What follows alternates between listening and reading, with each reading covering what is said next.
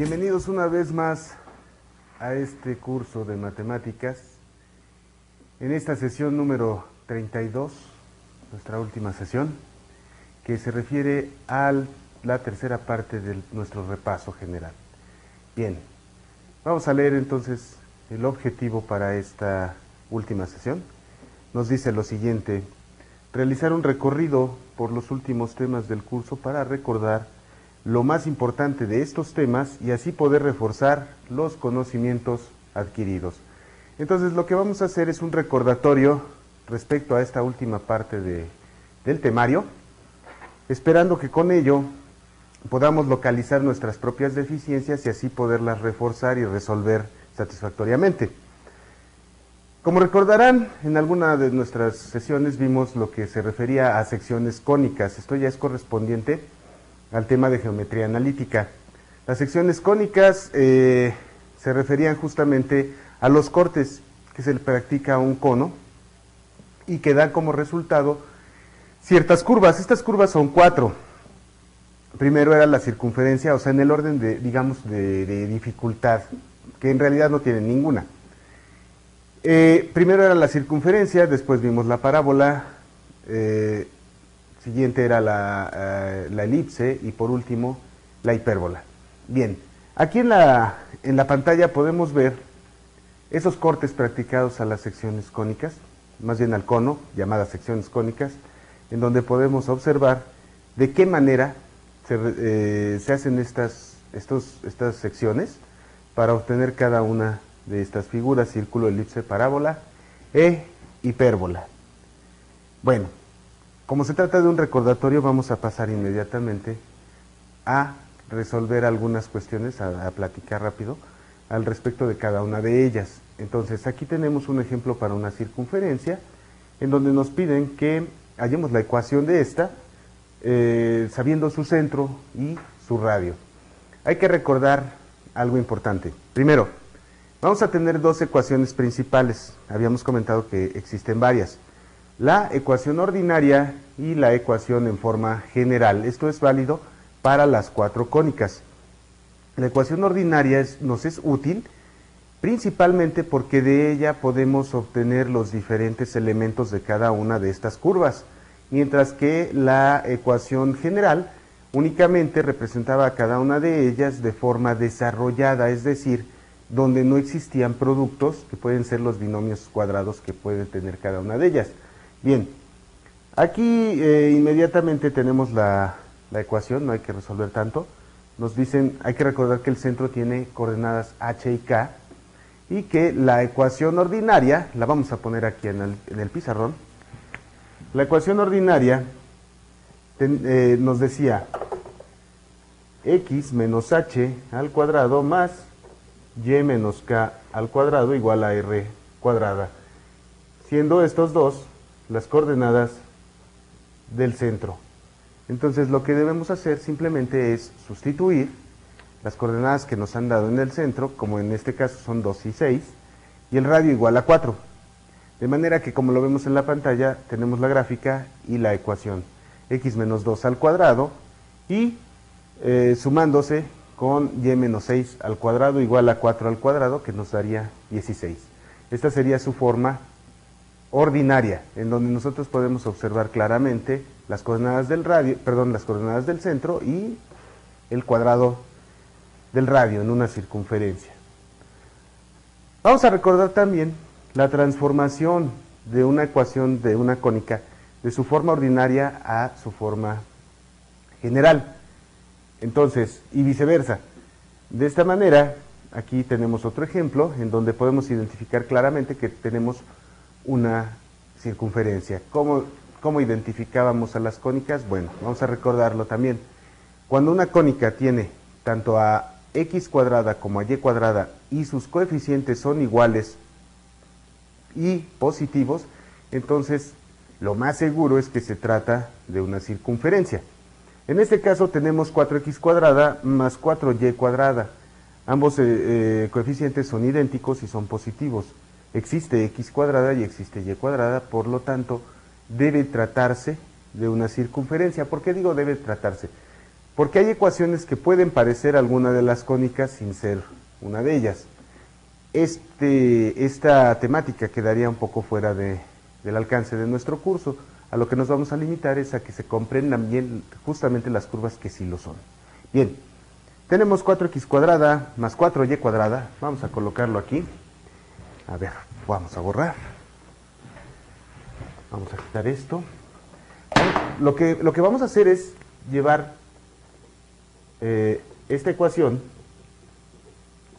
a su forma ordinaria. Tenemos menos 4x menos 8y y tenemos un 11 negativo, menos 11 igual a 0. Entonces, vamos a reconocer primero que esta ecuación es una circunferencia y además está en forma general. Si nosotros lo que queremos obtener son sus elementos, es decir, el radio y el centro, vamos a tener que convertirla a forma ordinaria. Vamos a recordar cómo se hace esto. Bien, primero podríamos comenzar por juntar las x y juntar los valores de y, menos 8y. Este menos 11, que no tiene ni x ni y, va a pasar al otro lado de la igualdad. Como está restando, va a pasar con signo positivo. Ahora, podemos hacer dos cosas. Una, factorizar aquí o dividir todo entre 4. En este caso lo voy a hacer dividiendo todo entre 4. Cuando decimos que se va a dividir la ecuación, es precisamente todos los elementos que contiene esta ecuación. De manera entonces que aquí al dividir nos quedaría x cuadrada menos x más y cuadrada menos 2 veces y igual a simplemente 11 cuartos. Eso lo voy a preferir dejar en forma de fracción. Bien, ahora sí puedo proceder a completar los trinomios cuadrados. Recordando cómo se hace, hay que ver esta cantidad. El coeficiente aquí es 1 y será la mitad de ese valor elevado al cuadrado. Por lo tanto, siempre nos va a dar un valor positivo. La mitad de 1 debe de ser un medio. Elevado al cuadrado nos da como resultado un cuarto.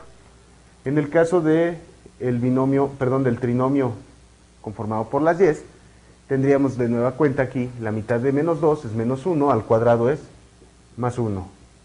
Este cuarto y este entero lo vamos a sumar del lado derecho para conservar la igualdad. Ahora, estos dos términos, más bien estos dos elementos, se han convertido en trinomios cuadrados perfectos. Puedo factorizar x menos un medio, una vez más vamos a recordarlo, son las raíces cuadradas de los extremos con el signo que les separa, más bien con el signo que tiene el término del medio, elevado al cuadrado, más, de nueva cuenta, aquí y menos 1 al cuadrado, igual a esta cantidad, 11 cuartos, más un cuarto son 12 cuartos, lo que nos da 3 enteros, más un entero, son 4 enteros. Por lo tanto, las coordenadas del centro, y reconociendo que esto debe de ser h y esto debe de ser k, recuerden que se cambian los signos ahora, entonces nos da un medio positivo y un entero también positivo. El radio al cuadrado vale 4 unidades. Entonces, si quiero conocer la longitud del radio, no del radio cuadrado, tendría yo que despejar aquí, sacando la raíz cuadrada, y entonces me doy cuenta que el radio vale 2 unidades. Si quisiera yo hacer una gráfica sin complicarme mucho, entonces voy a hacer esto, voy a decir aquí vale un entero y aquí también vale un entero, aprovechando que ambos son positivos. Un medio en x, aquí, y un entero en y. Aquí estaría entonces ubicado el centro.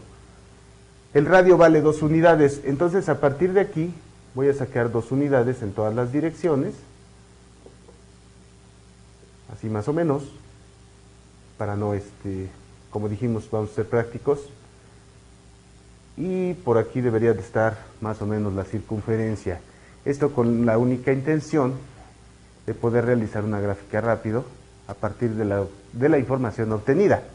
Bien, esto es en cuanto a la circunferencia. Vamos a recordar a cada una de ellas, así es que vamos a pasar de una vez a la parábola. La parábola, como la vemos aquí en la pantalla, tiene también sus propios elementos, tiene más que la circunferencia, y los podemos observar aquí. Tenemos entonces un vértice, una directriz, un foco, un eje focal y un parámetro. Recuerden que el vértice es el punto extremo, digamos, de la curva, siempre y cuando esta esté, por ejemplo, la que tenemos aquí en la gráfica, en la pantalla, es una parábola vertical que apunta hacia arriba, es decir, sus ramas abren hacia arriba, y el vértice sería el punto más bajo. Si esta misma curva abriera hacia abajo, entonces sería el punto más alto. Si abriera hacia los lados, entonces sería el punto que estuviera más a la derecha o más a la izquierda. La directriz es una recta que sirve para definir a la parábola. Vamos a recordar que los puntos de la parábola son todos aquellos que se encuentran igual de alejados, tanto del punto denominado foco, como de la recta llamada directriz. El parámetro es justamente la distancia que hay, ya sea entre el vértice y el foco, o el vértice y la directriz. Tenemos también aquí un lado recto que está representado por la unión de los puntos A y B de la curva, y un eje focal. El eje focal es aquella recta que uniría tanto al vértice como al foco. Bien, entonces vamos a recordar esto. Nos dicen aquí a través de ejemplos, encontrar los diferentes elementos de las siguientes parábolas que están en forma general. Bien, vamos a llevar entonces estas curvas de la forma general a la forma ordinaria. Vamos a comenzar entonces. Y cuadrada más 8y lo vamos a poner aquí. Recuerden que esto es un repaso, entonces nos conviene hacerlo a través de ejemplos. Entonces tenemos y cuadrada menos 8y, es más 8y menos 6x más 4 igual a 0. Nuevamente, reconocemos que es una parábola por el hecho de que solo una de las variables, ya sea x o sea y, se encuentran elevadas al cuadrado. De esa manera nosotros a simple vista podemos determinar que esta ecuación debe representar una parábola. Bien, vamos a actuar de la misma manera que con la circunferencia, es decir, vamos a juntar aquí a las y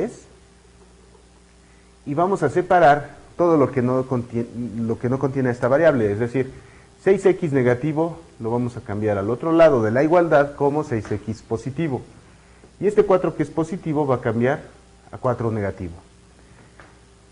Recuerden que lo estamos llevando a la forma ordinaria. Voy a completar el cuadrado. La mitad de 8 elevada al cuadrado es 4, al cuadrado es 16. Y de este lado sería entonces sumar también esas mismas 16 unidades. Ahora sí puedo yo factorizar aquí y más 4 al cuadrado, y de este lado voy a hacer la suma. Me quedan 6x más 12 unidades. Esto cada vez se va pareciendo más a la forma ordinaria de la parábola. Y más 4 elevado al cuadrado, entonces sería igual a 6 por x más 2. ¿Por qué hemos factorizado aquí? Porque la forma ordinaria de la parábola nos dice que tenemos y menos k al cuadrado igual a 4 veces el parámetro de x menos h. Ahora sí ya tiene la forma de la ordinaria y podemos reconocer las coordenadas del vértice como menos 2 y menos 4. Aquí estarían las coordenadas del vértice, y por otro lado 4 veces el parámetro sería entonces este valor que tenemos aquí afuera, que es el 6, y determinaríamos que el parámetro vale 6 cuartos, o simplificando 3 medios. A partir de aquí entonces podemos obtener los demás elementos de la parábola.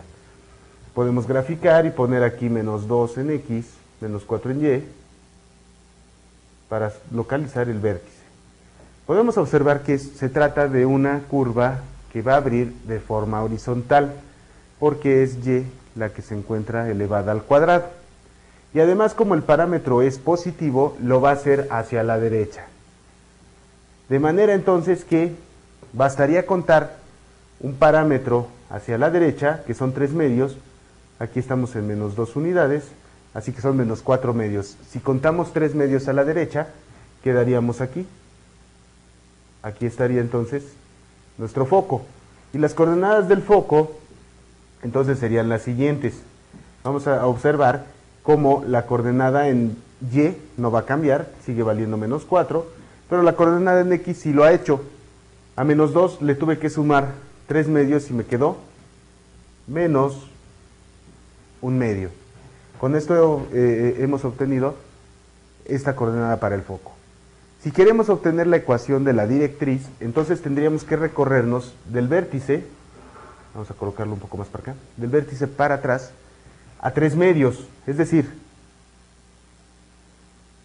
otros 2 medios, otros 2 medios para acá, y otro a 3 medios. Entonces nos dan 1, menos 2, menos 3 y medio. Aquí va a pasar entonces esa directriz. Toca el eje de las X en 2, 4, 6, 7 en menos 7 medios. Esta es la ecuación entonces para la directriz. El lado recto simplemente es el valor absoluto de 4 veces el parámetro. 4 veces el parámetro vale 6. Y su valor absoluto es nuevamente 6. Entonces, a partir del foco contaríamos 3 unidades en un sentido y 3 unidades en el otro sentido. Con esto nosotros estamos consiguiendo toda la gráfica y los elementos de la parábola. De esta manera era como lo hacíamos. Bien, tenemos aquí otros 2 ejemplos, pero vamos a continuar con el repaso de cónicas. Ahora vamos a pasar al tema de elipse. En el caso de la elipse vamos a mencionar que se trata de una curva compuesta por todos los puntos cuyas distancias, tanto a los puntos llamados focos, siempre permanece constante, es decir, la suma de estas. Vamos a recordar entonces estos elementos. Teníamos los focos que podemos observar aquí en la pantalla, el semieje mayor, semieje menor, el centro que también tiene coordenadas h, k, y los vértices. Aquí tenemos entonces la forma en la que encontrábamos algunos de estos elementos. C era igual a la raíz cuadrada del cuadrado del semieje mayor menos el cuadrado del semieje menor. Este no era un elemento, pero sí era algo importante para la elipse, que es la excentricidad, y que no es más que la relación entre el valor obtenido para el valor C, dividido entre el semieje mayor. Esta excentricidad siempre tiene que ser menor para las elipses. Y vamos a poner aquí unos ejemplos sencillos.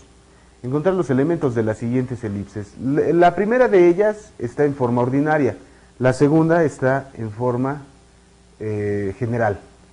Vamos a pasar entonces a resolver esto. En el primer caso tenemos una elipse. Vamos a quitar esto de aquí. Tendríamos una elipse. Vamos a ver si es horizontal o vertical. Es horizontal. X menos 4 al cuadrado sobre 16 más y menos 2 al cuadrado sobre 9 menos 2 al cuadrado igual a 1. Recordando que en la elipse el mayor de estos dos denominadores va a representar a cuadrada. Entonces esto era a cuadrada, esto era b cuadrada. Las coordenadas del centro están aquí representadas, esto es h, esto es k, de manera entonces que es 4,2, tenemos el centro. A cuadrada es igual a 16, por lo tanto a vale la raíz cuadrada de 16. B cuadrada es igual a 9 y por tanto b vale 3.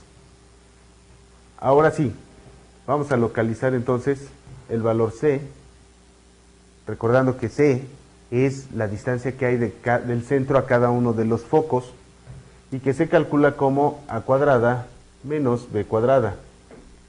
C es entonces 16 menos 9, lo que nos da la raíz cuadrada de 7. De manera entonces que los focos, vamos a realizar, la gráfica. Tenemos 4,2, 1, 2, 3, 4,2. Aquí localizamos el centro. Y vamos a contar este número de unidades a un lado y al otro. Ya identificamos también que se trata de una elipse horizontal. Es horizontal cuando a cuadrada está debajo de x. Entonces, y viceversa, si estuviera debajo de y, entonces sería una elipse vertical. Entonces vamos a encontrar los focos. Uno de ellos va a tener coordenada 2 aquí, el otro también, por el eje focal. El eje focal es igual a y igual a 2. Y solamente vamos a descontarle la raíz de 7 a la coordenada en x para el primer caso, 4 menos la raíz de 7, y después la vamos a agregar, 4 sobre más raíz de 7. Entonces tenemos aquí los dos focos. Vamos a localizar entonces el valor de la excentricidad, que es c sobre a. C vale raíz de 7 y a vale 4, lo cual nos da un valor menor que 1. Tiene que ser menor que 1. Ahora sí, tenemos centro, semiejes, focos, excentricidad. De manera entonces que hemos localizado también los elementos necesarios de esta elipse. En el otro caso tenemos una elipse en forma general. Nos dice x cuadrada más, vamos a ponerlo aquí, x cuadrada más 2 veces y cuadrada menos 2x más 8y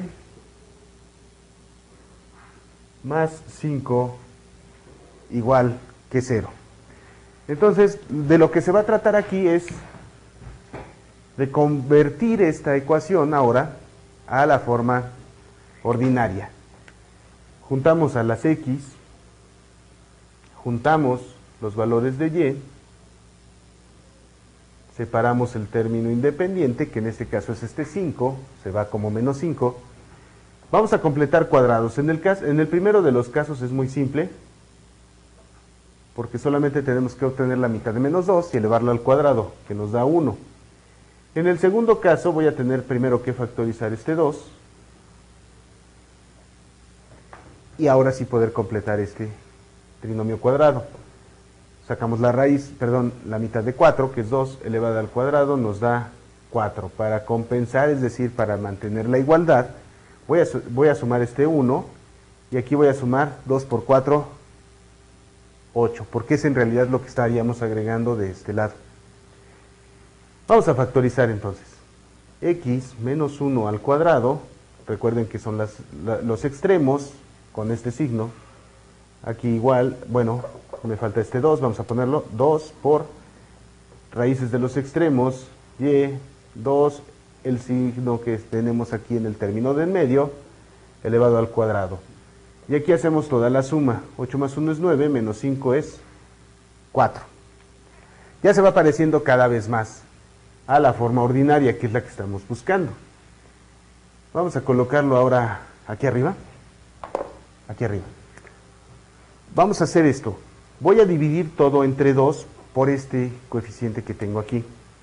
Voy a colocar x menos 1 al cuadrado sobre 2 más y más 2 al cuadrado. 2 entre 2 es 1. Y esto es igual a 4 entre 2 a 2. De esta forma hemos llegado entonces a la forma ordinaria de la elipse. Aquí podemos calcular fácilmente entonces las coordenadas del centro, que serían 1, menos 2. A cuadrada vale 2, por tanto a vale raíz de 2. B cuadrada es igual que 1, y entonces B vale nuevamente 1. No, debía haber dividido entre 4. Lo voy a Lo voy a regresar rápidamente. Lo voy a regresar aquí. Hace un momento dije que era por este 2, no. Tengo que dividir entre 4 para que aquí me quede un 1. Y llegar ahora sí a la forma ordinaria. Divido entre 4, x menos 1 al cuadrado entre 4. Esto no parece, a ver, ahí está. Más 2y más 2 al cuadrado entre 4. Igual a 4 entre 4, porque el objetivo era ese, que aquí nos quedara un 1. Bien, x menos 1 al cuadrado entre 4, no hay nada que resolver ni simplificar, pero aquí sí. Vamos a colocarlo de esta manera, y más 2 al cuadrado, mitad y mitad, nos da 2, igual a 1. Ahora sí, las cantidades han cambiado. A cuadrada es igual a 4, y por lo tanto a vale 2, mientras que b cuadrada es igual a 2, y entonces vale raíz cuadrada de 2. Las coordenadas del centro siguen siendo las mismas, es así, 1, menos 2, y de aquí podemos desprender los demás elementos de la elipse. Esta es la forma en la que vamos a transformar una ecuación en forma general para la elipse a su forma ordinaria, y de ahí poder obtener los demás elementos de esta curva. Bien, vamos a pasar ahora a la siguiente de las cónicas. La siguiente cónica se refería a la hipérbola, esta es la última de ellas.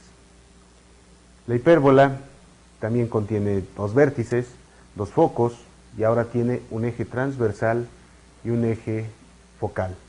Aquí en la aquí en la pantalla vemos cómo esta curva, o más bien una de ellas, en este caso es una curva horizontal, puede ser vertical, nos muestra sus elementos. Vemos el centro, vemos los focos y los vértices. Ahora los focos están más alejados del centro que los vértices.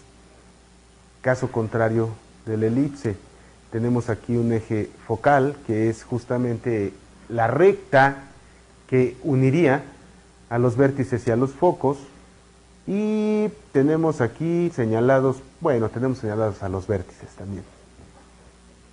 Vamos a ver, tenemos aquí el ejemplo. Hallar los elementos de estas hipérbolas. Bueno, a diferencia del caso de la elipse, recordemos aquí que A y B no se tratan del eje mayor y del eje menor respectivamente, sino del eje positivo y del eje negativo. Entonces A siempre va a ser el eje positivo, o el valor que se encuentra en el término positivo, no el más grande.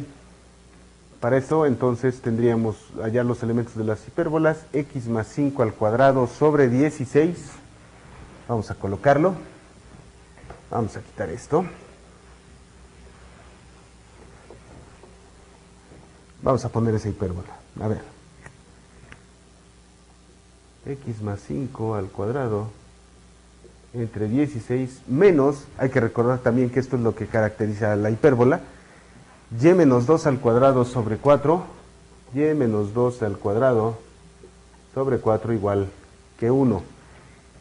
En apariencia, una hipérbola es muy similar a una parábola, a una elipse.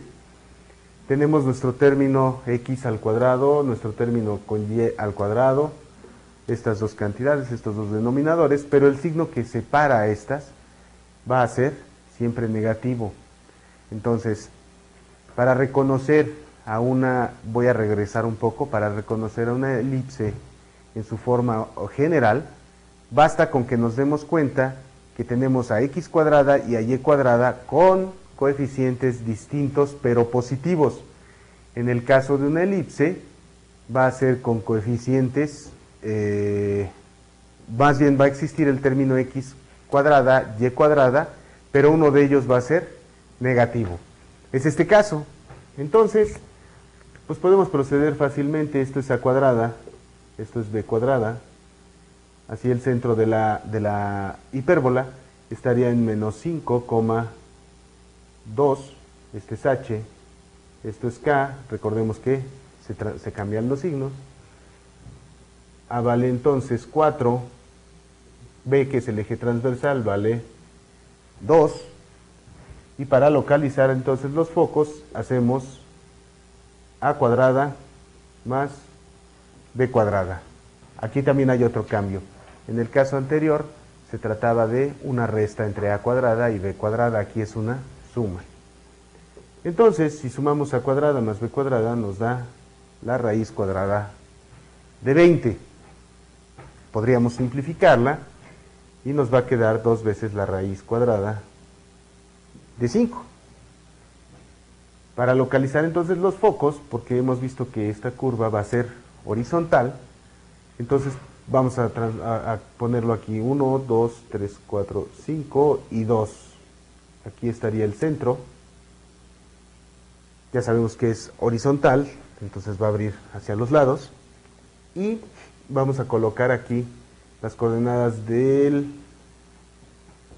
Vamos a colocar las coordenadas del vértice, de los vértices más bien. Vamos a encontrarlas. Este es el eje mayor. Bueno, no mayor, este es el eje que nos va a servir para encontrar estos extremos. Este es el transversal. De manera entonces que el vértice tiene que estar 4 unidades hacia la derecha y 4 hacia la izquierda del valor del centro.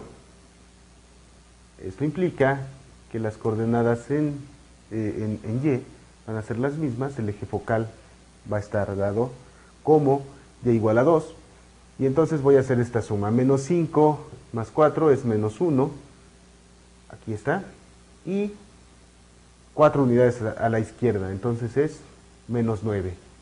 A partir de aquí va a salir una de las ramas de la hipérbola y a partir de aquí la otra. Tenemos ya los vértices y ahora serían los focos. Entonces a los focos hay que agregarles precisamente esta cantidad.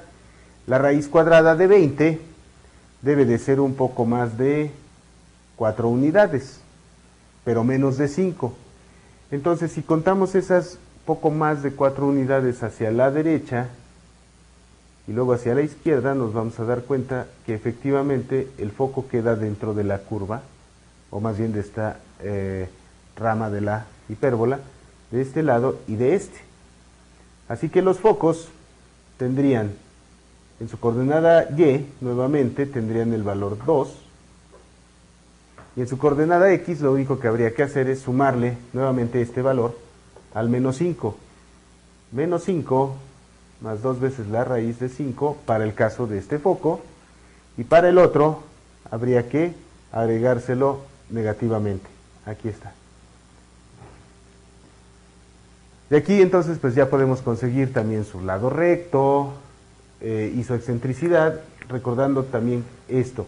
La excentricidad en la hipérbola es mayor que 1. C sobre A debe de ser mayor que 1. C vale 2 veces la raíz de 5, o lo que es igual a la raíz de 20, entre A, que vale 4. Si simplificamos aquí, tendríamos la raíz de 5 entre 2, siendo la raíz de 5 un poco más de 2. 2 y fracción dividido entre 2 debe de ser ligeramente mayor que 1. De esta forma también recordamos un poco a la hipérbola.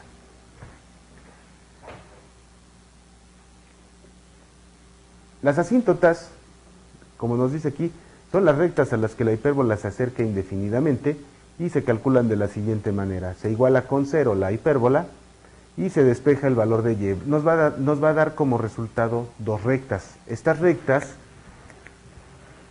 son precisamente, voy a dibujar aquí más o menos esta curva, son aquellas a las que se aproxima indefinidamente cada una de las curvas, o más bien cada una de las ramas de una hipérbola.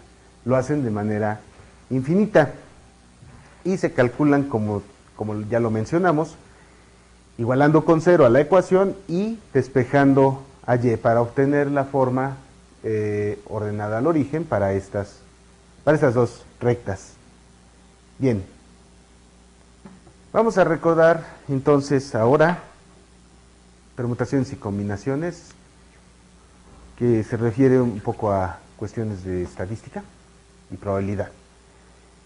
Permutación es un arreglo o disposición de R objetos, o sea, de una cantidad de objetos seleccionados de un grupo de N objetos disponibles, es decir, R tiene que ser menor que N. La fórmula es la que tenemos aquí. Se lee permutaciones de N elementos tomados de R en R y es igual a N factorial sobre N menos R factorial. Combinación. Aquí hay una diferencia. La combinación, si el orden en los objetos seleccionados no es importante, a cualquier selección se le llama entonces combinación. Y en lo único que va a variar es que se va a agregar esa R factorial que vemos en el denominador, en la fórmula, y nos va a dar como resultado entonces las combinaciones. Reduce el número de permutaciones. Las permutaciones entonces son arreglos en donde el orden tiene importancia. La combinación es un arreglo en donde ese orden no tiene la menor importancia. Es decir, por ejemplo, si nosotros tomáramos del conjunto de los naturales el 1, el 2 y el 3 y lo hacemos como permutación, entonces 3, 2, 1 o 2, 1, 3 serían diferentes permutaciones, diferentes arreglos, mientras que para la combinación el simple hecho de tener esos tres elementos, sin importar en qué orden los obtenemos, sigue siendo un solo arreglo. Bien, por ejemplo, aquí tenemos de cuántas maneras se pueden acomodar en un librero 5 libros distintos si se toman todos a la vez. Bueno, en este caso el número de permutaciones sería 5 tomado de 5. Nos da simplemente 5 factorial. ¿Por qué? Bueno, vamos a ponerlo aquí para volver a mencionar algunas de las cualidades que tiene la permutación. Si nosotros tomamos permutaciones de 5 en 5, lo que estamos haciendo es entonces n factorial sobre n menos r factorial. En este caso estamos tomando todos los libros juntos. Por tanto, si esto es n y esto es r, tendríamos 5 factorial dividido sobre 5 menos 5 factorial. O sea, 5 factorial entre 0 factorial.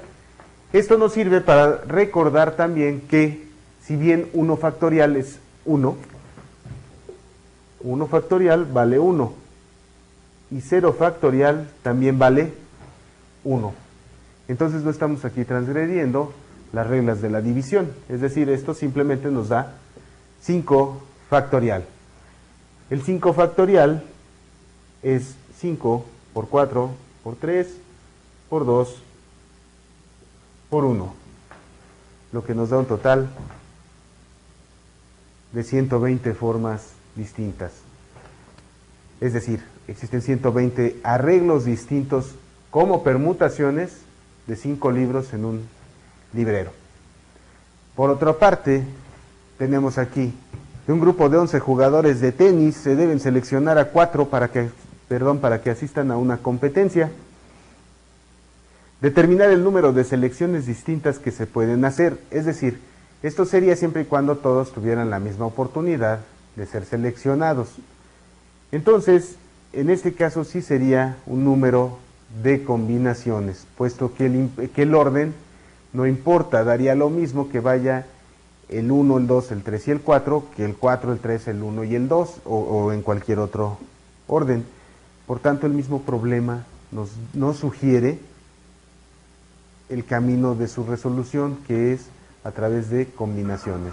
Entonces aquí nos dice que son 11 elementos tomados de 4 en 4, lo cual nos da un total de 330. Vamos a ver, esto lo habríamos resuelto de esta forma. Vamos a colocar ahora, entonces, la fórmula de la combinación. Combinaciones de 11 elementos tomados de 4 en 4 sería n factorial sobre r factorial por n menos r factorial. El 11 factorial es un número muy grande, pero seguramente lo vamos a poder simplificar un poco con los denominadores. Es decir, r factorial sería 4 factorial multiplicando a 11 menos 4 factorial. Entonces, esto nada más es con la intención de hacer el recordatorio. 11 factorial sería entonces 11 por 10 por 9 por 8 por 7 factorial, puesto que el 7 factorial sería 7 por 6 por 5 por 4, etc.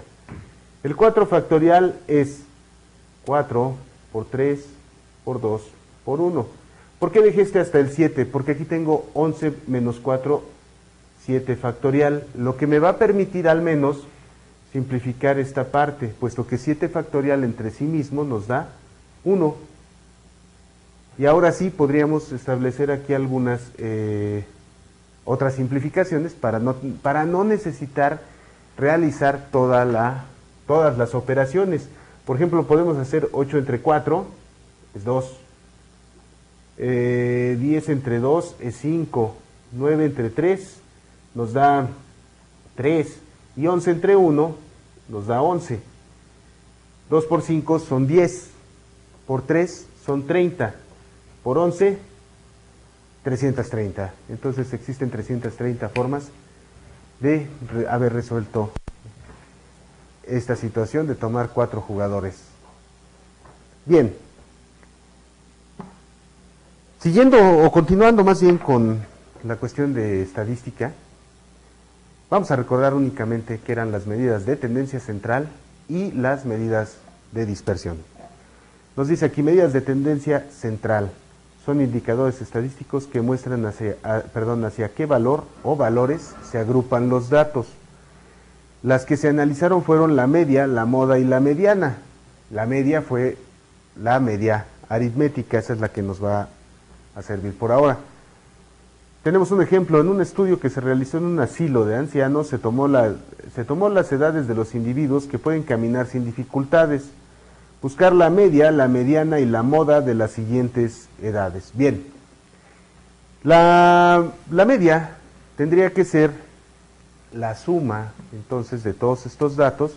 Tenemos 2, 4, 6, 8, 10 datos. Tendríamos que hacer la suma de todos estos datos y dividirlos entre 10, recordando que esta es la media aritmética. La mediana consistiría en colocar estos datos desde el menor hasta el mayor. Y dándonos cuenta que en este caso el número de datos es par, tendríamos que promediar los dos de en medio, es decir, el 5 y el 6. Si el número de datos fuera impar, entonces bastaría con determinar el que se encuentra justo en medio de todos ellos. Esa sería la mediana. Y la moda sería entonces, en este caso, aquel valor que se repitiera más veces, es decir, que tuviera mayor frecuencia. Entonces tenemos aquí los datos y eso es lo que habría que resolverse. Pasando a las medidas de dispersión, teníamos la desviación media, la desviación estándar y la varianza. Para ello aquí también presentamos en aquella ocasión estas fórmulas para cada una de ellas. Simplemente recordándolas, tenemos que la desviación media corresponde únicamente a otro promedio, de hecho las tres lo son, corresponde al promedio justamente de los valores absolutos de las diferencias de cada dato con la media aritmética de la serie de datos dividida entre el número de datos. Las más importantes eran la varianza y la desviación estándar. La varianza era la sumatoria, se parece mucho a la desviación media, solo que en vez de obtener el valor absoluto de estas desviaciones, se eleva al cuadrado y se divide nuevamente entre el número de datos. Eso era para la varianza, y para la desviación estándar simplemente a la varianza,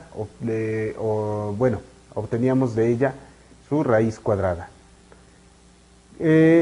Lo que habría que señalar aquí es que en el caso de la varianza y la desviación estándar, podemos hablar de ellas en forma poblacional o en forma muestral. cuando era una forma poblacional, en lugar de ocupar S cuadrada o S, como se ve en la pantalla, se hacía con letras griegas y correspondía a una sigma, que es una S griega, a una sigma minúscula al cuadrado o sin el cuadrado en el caso de la desviación estándar. Bien, aquí tendríamos un ejemplo sencillo también, que pueden resolver fácilmente a través de estas fórmulas.